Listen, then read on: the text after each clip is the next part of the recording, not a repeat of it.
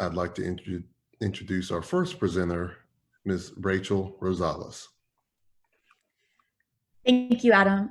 Like Adam said, my name is Rachel Rosales. I use the she, her pronouns, and I am a senior policy analyst at Community Catalyst. I want to start out this presentation by thanking you for allowing me to enter in this space with you and talk to you about Medicaid.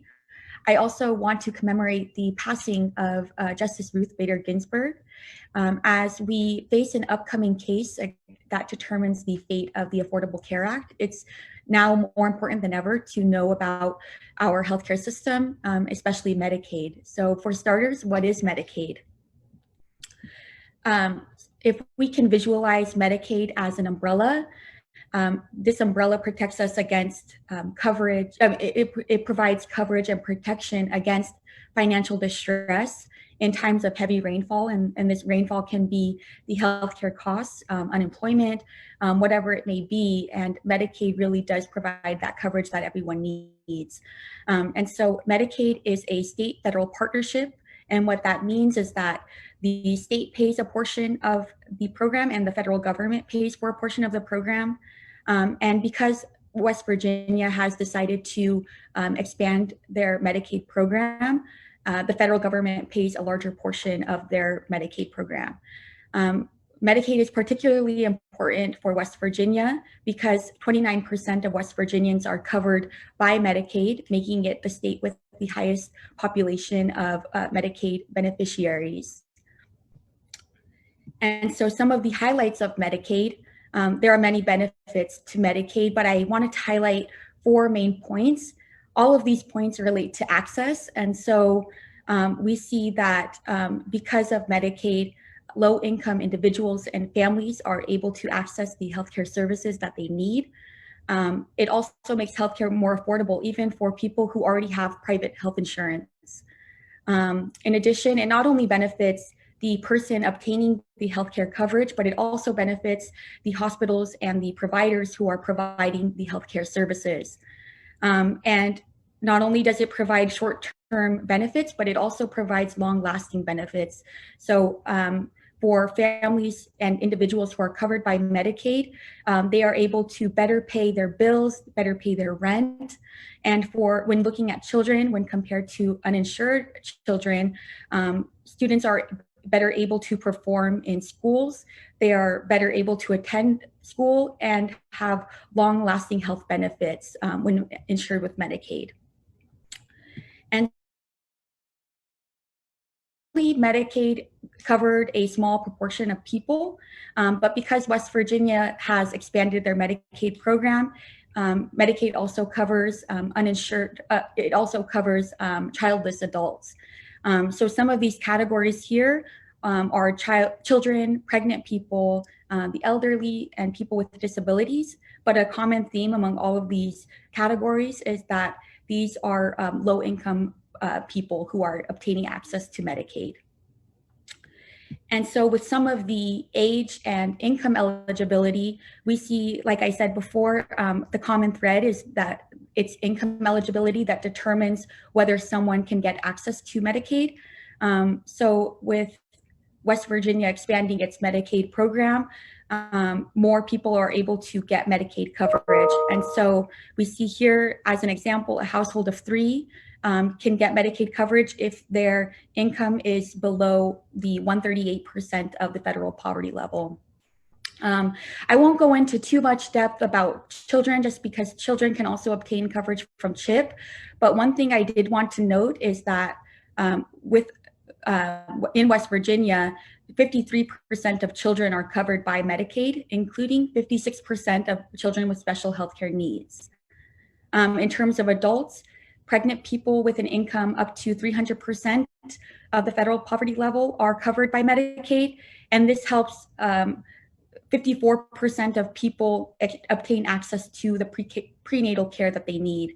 And then in terms of older adults are eligible if they obtain cash assistance through the Supplemental Security Income, or SSI.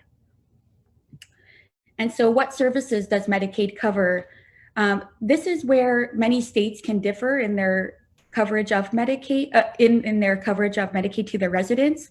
But a common thread is that they have similar mandatory benefits. So across the states, residents or Medicaid beneficiaries can receive coverage for inpatient, outpatient hospital services, transportation to medical care, and physician services.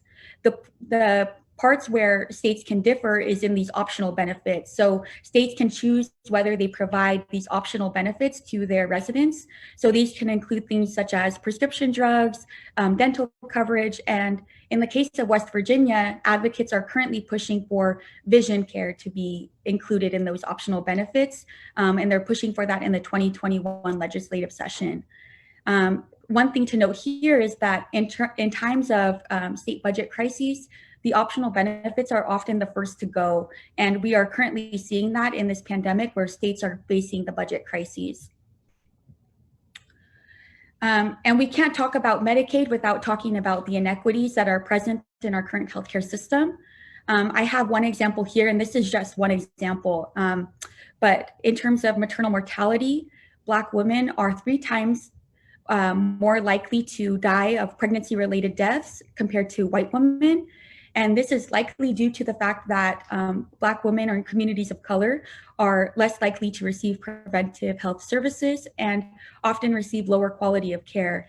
And so what Medicaid does is it bridges these inequities and allows these communities of color to obtain their prenatal care and potentially diagnose underlying health conditions that could threaten the life of the baby or the mother.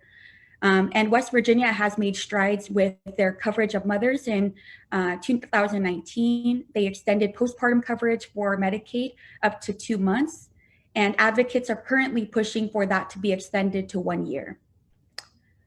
Not only does it help in terms of inequities, but it also helps with substance use disorder treatment and prevention services.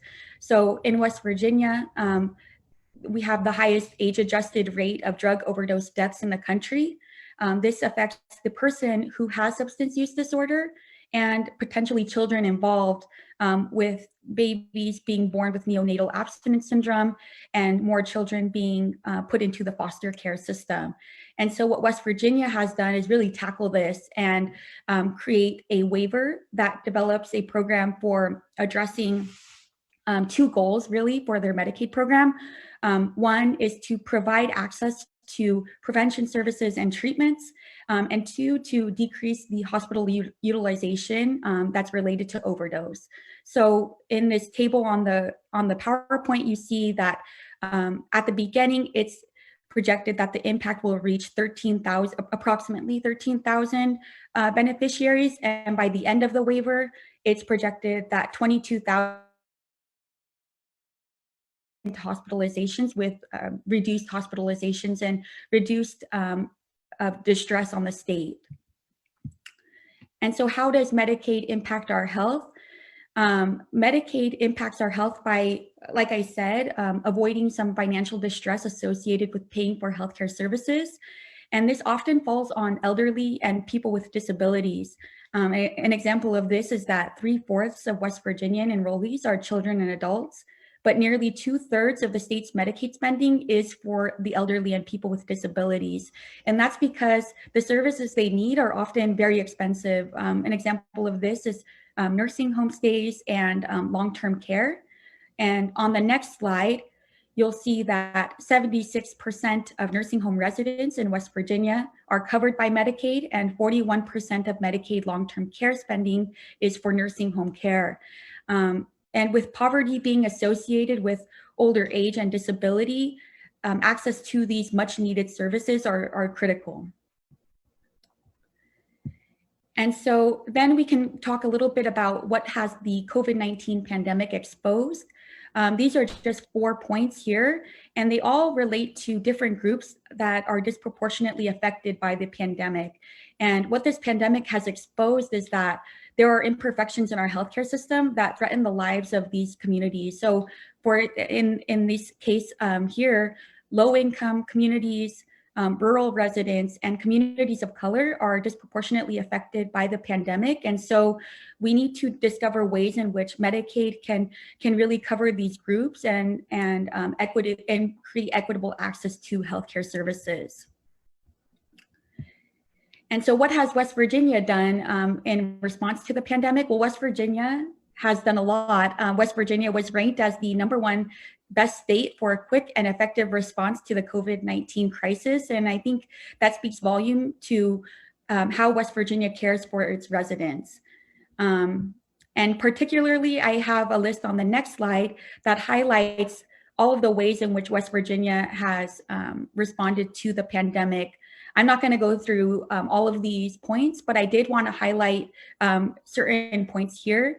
And all of these points relate to West Virginia eliminating the red tape associated with obtaining access to Medicaid. These include eliminating some of the income